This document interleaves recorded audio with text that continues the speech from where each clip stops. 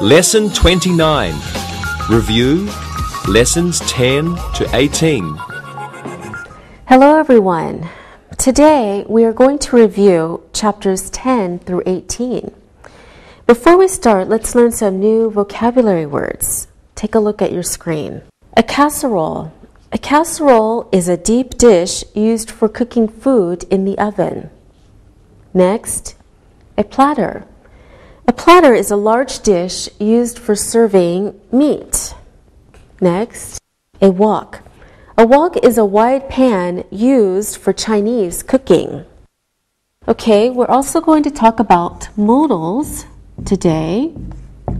A modal is a helping verb that you use with another simple verb form to describe things such as ability, possibility, suggestion, or necessity.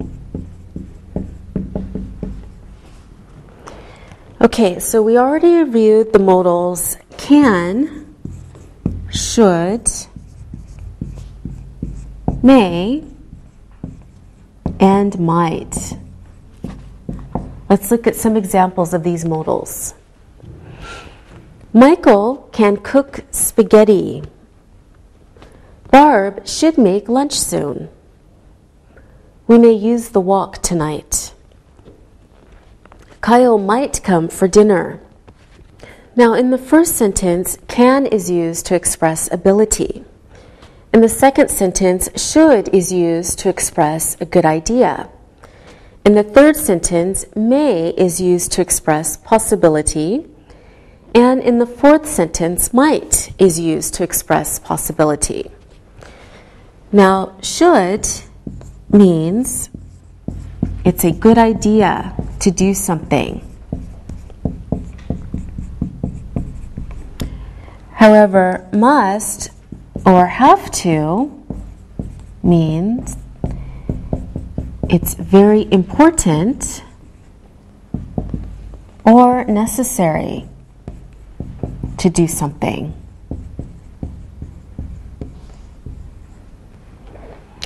Okay, let's look at some more examples. Alan should cook the meat tonight. Alan must cook the meat tonight. In the first sentence, it is important that Alan cook the meat tonight. If he doesn't, he may have time to cook it tomorrow. But in the second sentence, it is very important that Alan cook the meat tonight. Maybe he will have no time tomorrow. Okay, now we're ready to practice these modals. Linda, are you cooking dinner tonight? Yes, I must cook dinner tonight. My parents are going to a party. My sister can't cook. She's young. Okay, thank you, Linda. Sylvia, do you have to eat at home tonight? No, I don't have to eat at home. My friend and I are going to a restaurant. Good. Alberto, do you have to make a casserole for dinner tonight? Yes, I must make a casserole. I am not a good cook, but casseroles are easy.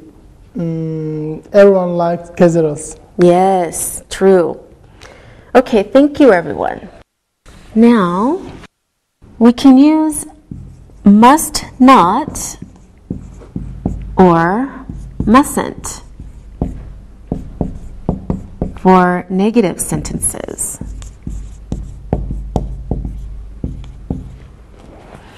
Okay, for example, she mustn't serve dinner now. Or, the waiter mustn't be so rude. Okay, now has or have to can also be used in the past form.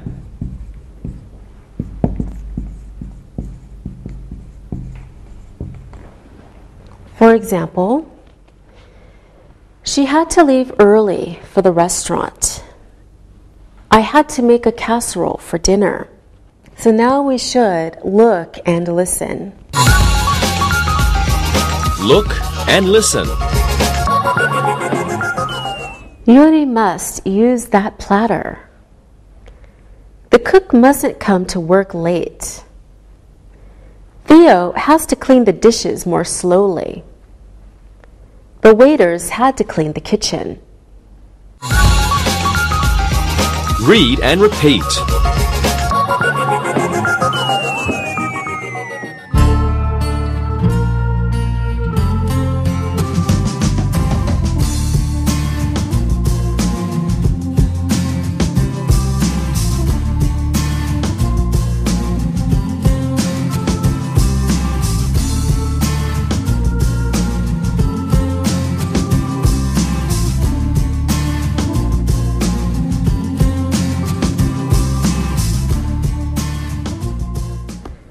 Now let's review comparatives. So remember, when we're comparing two things, we use comparatives. For example, she is shorter than Kevin. Tom is funnier than Clark. Matt is better at pool than Larry. Terry is more handsome than Marty. So a comparative is a sentence that shows the relationship between two things, two or more things. There are many rules when making a sentence in the comparative form. And than is used between the objects.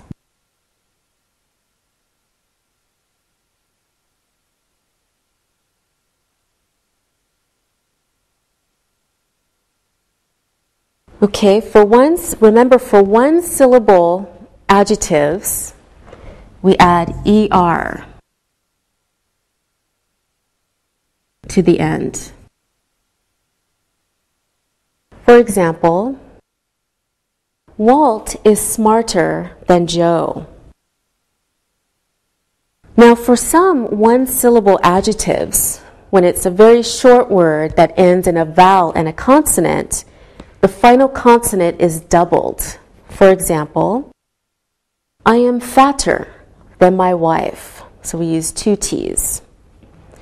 But for two or more syllable words, adjectives, we add the word more.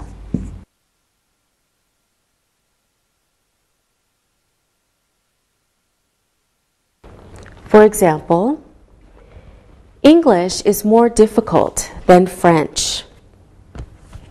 Now remember, for adjectives ending in Y, in the comparative form, the Y is changed to an I before we add ER. So it becomes IER. For example, Janet is prettier than Gladys. Now there are some irregular comparative forms. For example, the comparative of good is better. For example, Hal is better at chess than Julia. Okay, another irregular adjective, bad, in the comparative form is changed to worse. Okay, example, Julia is worse at chess than Hal. Now remember, the opposite of more is less. So we can also use less in comparatives. For example, Fritz is more tired than Steve. Means the same as Steve is less tired than Fritz. Let's do another review. This time we will review comparatives. Sylvia, who is smarter, you or your brother? My brother is smarter than me. He is older. He has studied more. Okay, thank you. Alberto, are tulips prettier than roses? I love tulips. I think tulips are prettier than the roses. Okay. Linda, which is more interesting, art or English? English is more interesting than art. Art is less interesting than English. Good job, everyone. Now, this is a better time to look and listen. Look and listen. am sadder than my mother. A cheetah is faster than a turtle. Jacob is less boring than his brother. This room is quieter than that room. Read and repeat.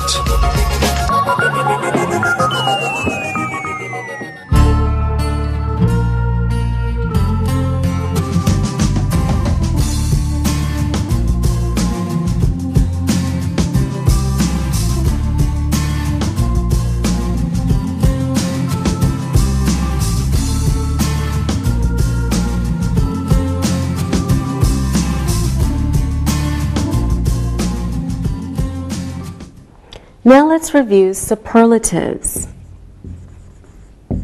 A superlative is the absolute of something. It's saying something is the most in a group. Let's look at some examples. Mount Blanc isn't the tallest mountain in the world. American women are the most beautiful women in the world. Mount McKinley is the highest mountain in the U.S. French roses are the prettiest roses in Europe. So superlative is an adjective which expresses the highest degree. Okay.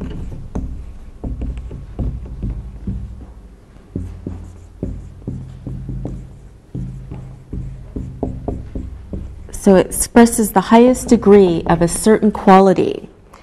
As with comparatives, there are many rules with superlatives. So for one syllable adjectives, we add est.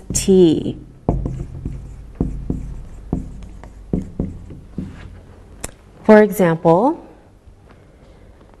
the Nile is the longest river in the world. Now, of course, for some one-syllable adjectives, the consonant is doubled, like in the comparatives. So when the word ends in a vowel and a consonant, you double the consonant. For example, Russia is the biggest country in the world. Okay, for two-syllable words, we add the most in the superlative. For two or more syllable words. For example, the pyramids are the most important landmarks in Egypt. And of course, for adjectives ending in Y, in the superlative form, the Y becomes I, and then you add est. For example, the Swiss are the friendliest people in the world. And of course, like comparatives, there are some irregular superlatives. For example, good in the superlative form becomes the best. For example, Italian food is the best food in the world. I'm sure Alberto would agree with that. And then bad in the superlative becomes the worst. For example, American beer is the worst beer in North America. Okay, now the opposite of the most is the least. Also a superlative. So we can say, for example, souvenirs at JFK Airport are the least expensive in the U.S. Now we're ready to practice superlatives. Alberto, you can go first. What is the largest country in Africa? I don't know. Is it Egypt? Do you know, Sylvia? Yes, I do. The Sudan is the largest country in Africa. Very good. Linda, what is the most difficult language to learn in Europe? I think German is the most difficult. Spanish is the least difficult. Okay, good. Alberto, I will give you another one. Who is the prettiest girl in Italy? My mother is the prettiest girl in Italy. Okay, I'm sure she is. Thank you, everyone. Now, this is the best time to look and listen. Look and listen. The Mississippi is the longest river in the United States. The New York Times is the most interesting newspaper in the world. Seneca Lake is the deepest lake in the United States. French perfume is the best perfume in the world. Read and repeat.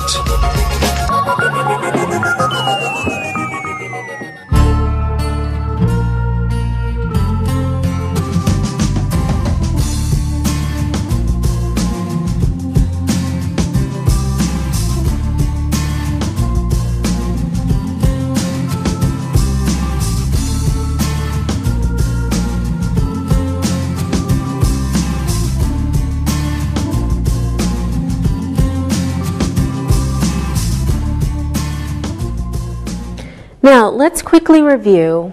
There is and there are to show that something exists. For example, there are 4 chairs in the kitchen. There is a new stove. There are 4 plants in the living room. There is a new book on the table. So there are and there is give information. They can also be used in the negative. For example, there aren't 4 chairs in the kitchen. There isn't a new stove. There aren't 4 plants in the living room. There isn't a book on the table. There is and there are can also be used in positive and negative question forms. Take a look at some examples. Are there 4 chairs in the kitchen? Isn't there a new stove? Aren't there 4 plants in the living room? Isn't there a book on the table? Okay. We're also going to review some. Remember, we can use some for both count and non-count nouns. For example, there are some chairs in the living room. There was some noise in the kitchen. There were some pillows on the bed. There was some information in the book on the table. Now remember, we use any in negative sentences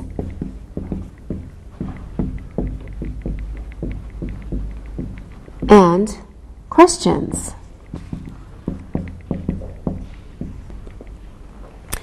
Okay, and any is also used for count or non-count nouns. Let's look at some examples. There aren't any chairs in the living room.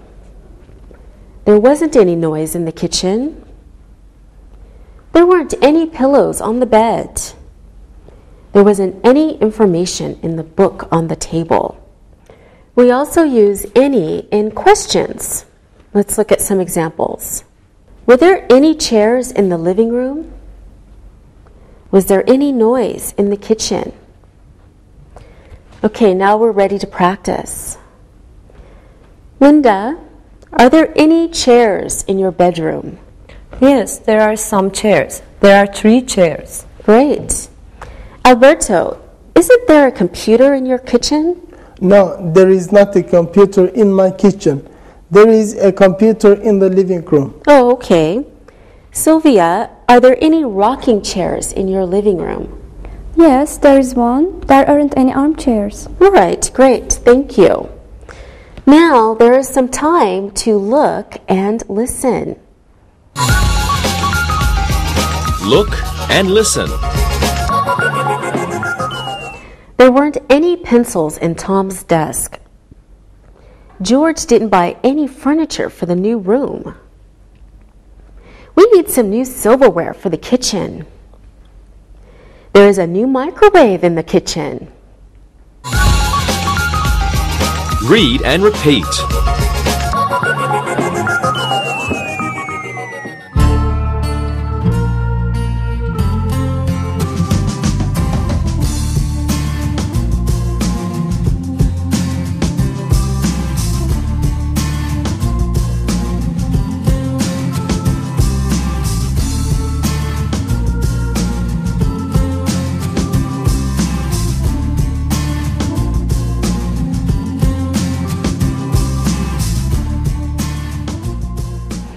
Now let's review polite questions beginning with can and would.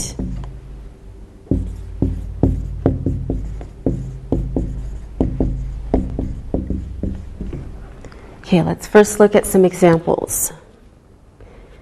Would you buy me a ticket? Can I have the train schedule? Would you sit in this seat, please? Can I buy a bottle of perfume at this duty-free shop? And of course, we can use please to make the question even more polite. Okay, let's practice using these question words. Sylvia, let's pretend you work at an information desk at the airport. Okay. And Alberto will pretend you work at the ticket office at the bus station. Okay. And Linda, you are at the train station. Okay. So, Alberto, can I buy a ticket to Rome, please? Yes, you can. It will cost you $40. Ooh, that's expensive. Sylvia, would you tell me where the customs office is? Sure, it is down the corridor. Thank you. Linda, can you point out the restrooms for me, please? There's the ladies' room. I don't know where the men's room is. Good, thank you, everyone. Now, would you please look and listen? Look and listen. Can you show me how to find gate 12? Would you help me with this schedule? Can you find the ticket office? Would you tell me where the departure gates are? Read and repeat.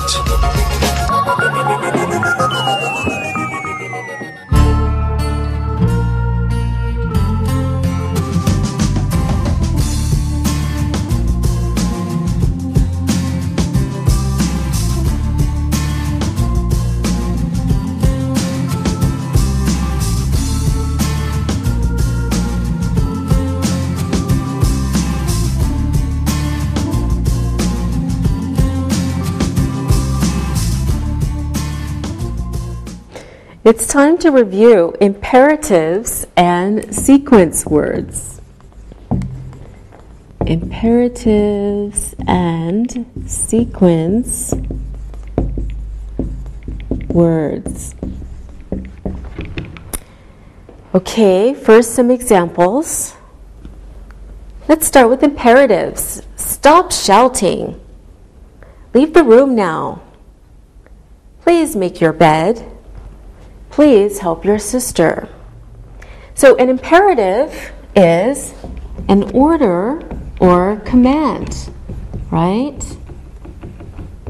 You're asking someone or telling someone to do something. It is something that must be done immediately, and it is often followed by an explanation point. Okay, let's practice. What are some imperatives you always hear me say? Answer the questions. Yes, good. Look and listen. Right. Fill in the blanks. Yes. Ask a question. Okay.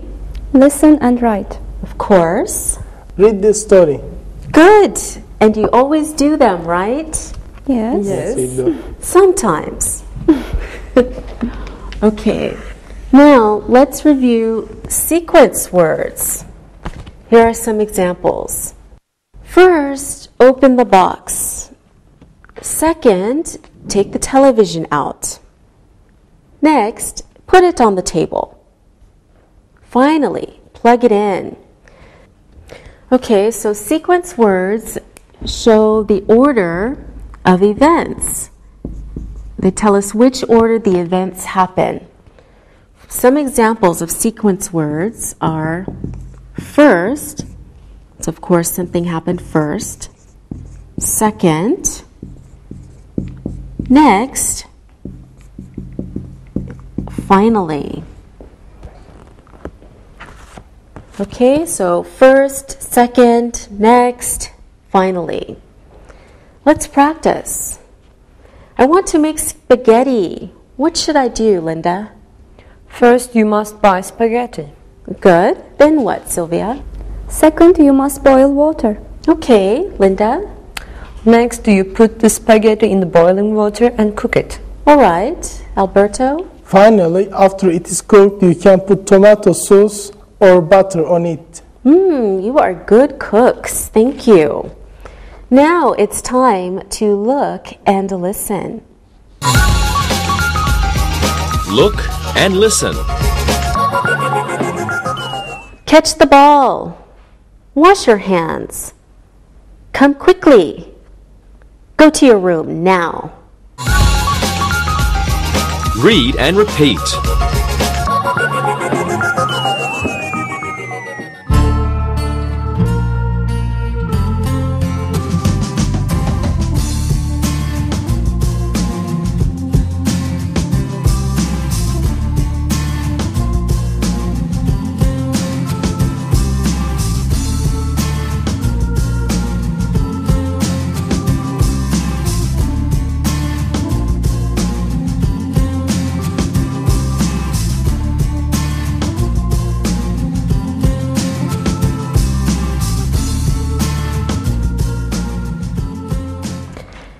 Time to review simple past. Simple past tense. Let's take a look at some examples. Columbus discovered America. Mother Teresa brought kindness to poor people. I was happy on the 4th of July. George Bush dove into the pool. So the simple past is used to describe actions that started and finished in the past.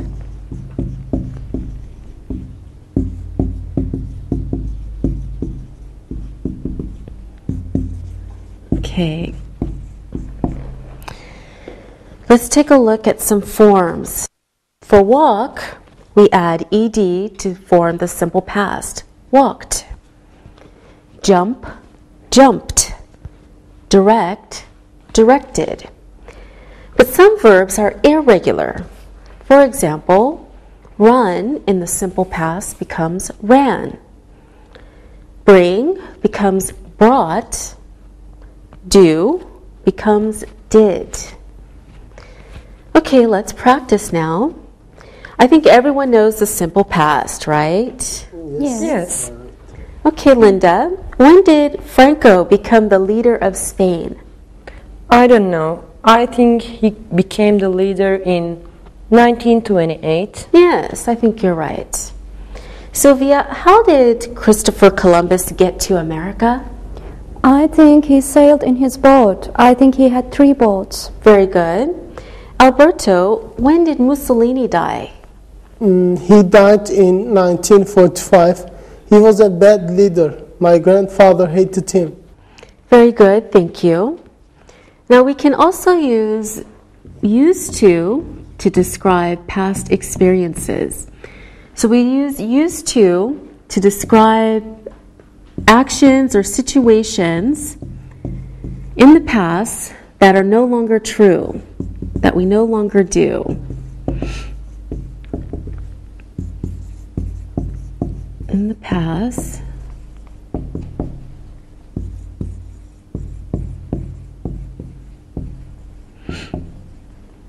okay, let's look at some examples of used to. He used to be in the army. My mother used to run, but now she doesn't.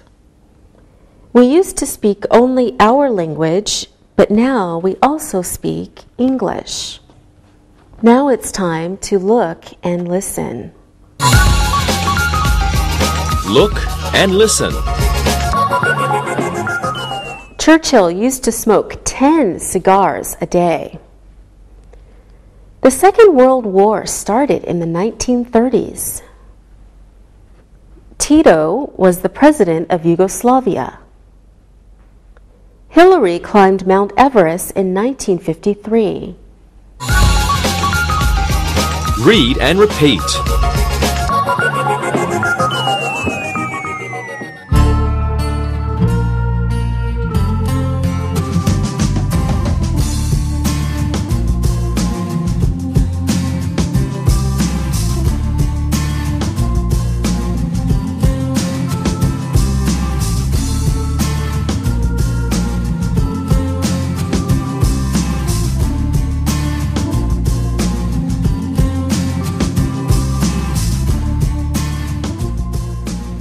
Now let's review quantifiers. So quantifiers tell us how much of something. Let's look at some examples. John has a few computers in his office. All of the spaceships left for Mars. Most of the robots are in that building. The astronauts found a little water on the new planet. So quantifiers are used with nouns to show quantity or amount.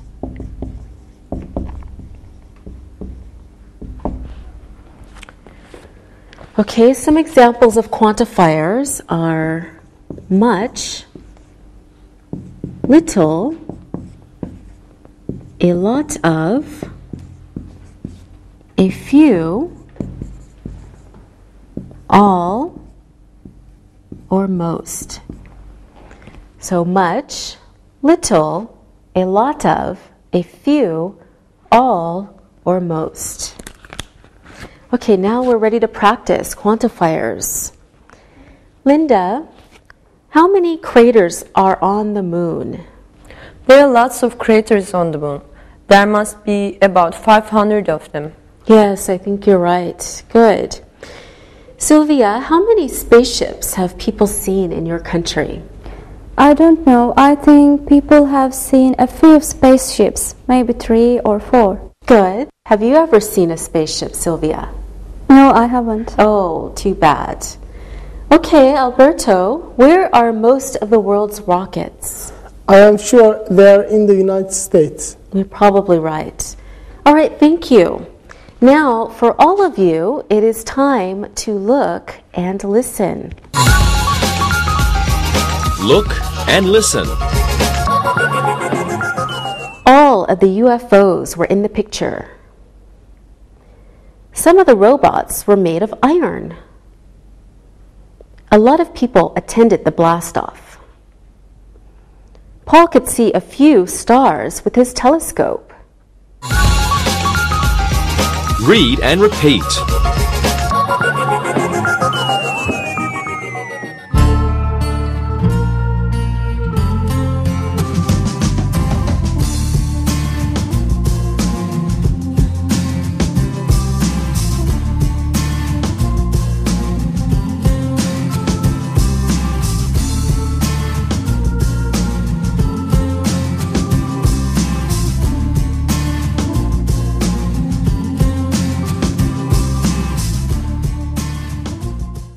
Now let's finish our review by discussing hope and wish.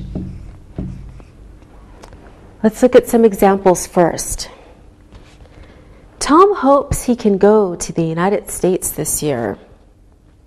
Tom wishes he could go to the United States this year. So we use hope and wish to talk about future actions or possible future actions. With the verb hope, there is possibility that things will happen.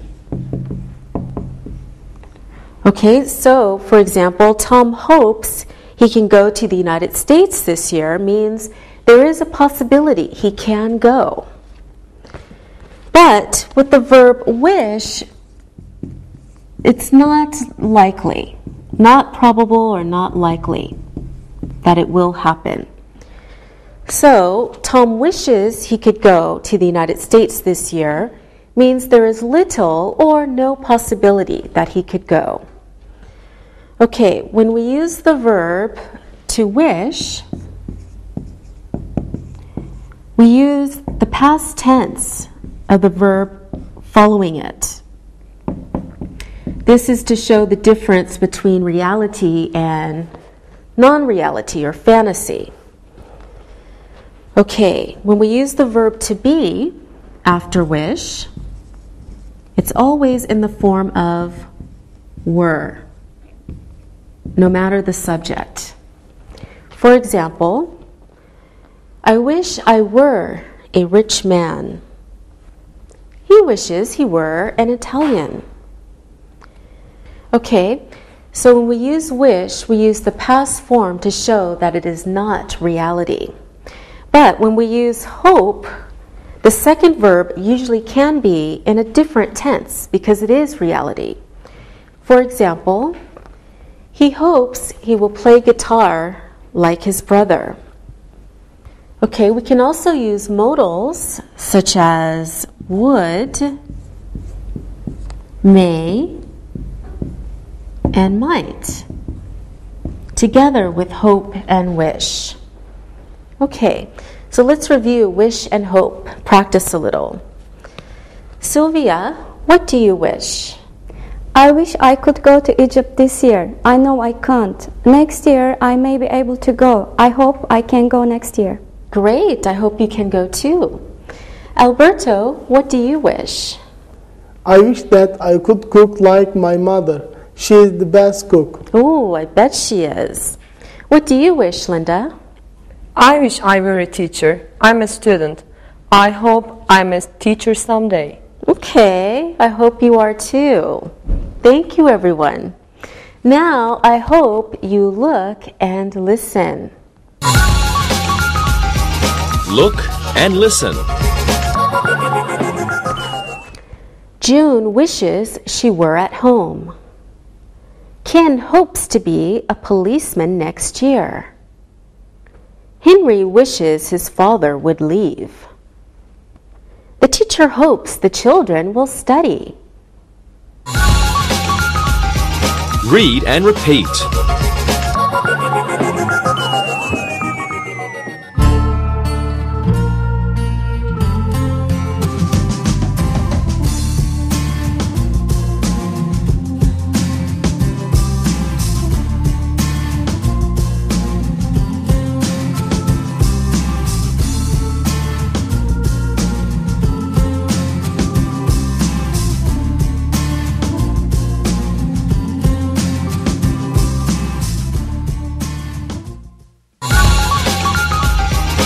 Listen and write.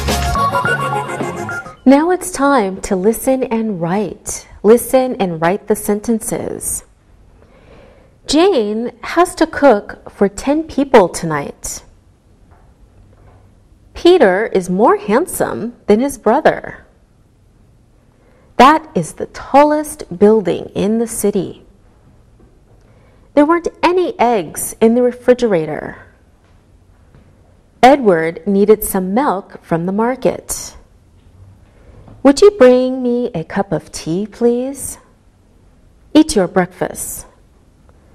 Finally, the man visited his friend. I hope I can go to Russia next year. Julian wishes he could buy a jet. Now check your work. Jane has to cook for 10 people tonight. Peter is more handsome than his brother. That is the tallest building in the city. There weren't any eggs in the refrigerator. Edward needed some milk from the market. Would you bring me a cup of tea, please? Eat your breakfast. Finally, the man visited his friend. I hope I can go to Russia next year. Julian wishes he could buy a jet. Now, read the story, then answer the questions about it. Read and answer. Parrots are beautiful animals. They are birds. They must eat seeds and berries to live. They are more colorful than parakeets, but they aren't as small as parakeets. There are many species of parrots. There are over 100 species in Central America. There aren't any parrots in cold places like Alaska or Siberia. Would you like to live in Siberia? Al's sister bought a parrot. First, she went to the bank. Second, she borrowed a cage. Next, she bought the bird. Finally, she got some parrot food. Our mother used to have a parrot, so she can help take care of it. She even gave my sister a little money to help buy it. My sister named her bird Hank. Al hopes someday he will have a pet. He wishes he could have a giraffe. He could ride it to school. Now answer the questions. What kind of animal is a parrot? What do parrots eat? Are parrots bigger than parakeets? How many species of parrots are there in Central America? Where aren't there any parrots? What did Al's sister do after she went to the bank? What was the last thing she did? What did Al's mother used to have? What did Al's sister name her pet? What does Al wish? Now check your answers. What kind of animal is a parrot? A parrot is a bird. What do parrots eat? Parrots eat seeds and berries. Are parrots bigger than parakeets? Yes, they are bigger than parakeets. How many species of parrots are there in Central America? There are over 100 species of parrots in Central America. Where aren't there any parrots? There aren't any parrots in Alaska or Siberia. What did Al's sister do after she went to the bank? She borrowed a cage. What was the last thing she did? She bought some bird food. What did Al's mother used to have? Al's mother used to have a parrot. What did Al's sister name her pet? She named it Hank. What does Al wish? He wishes he had a giraffe. All right, that's all. Thank you. See you next time.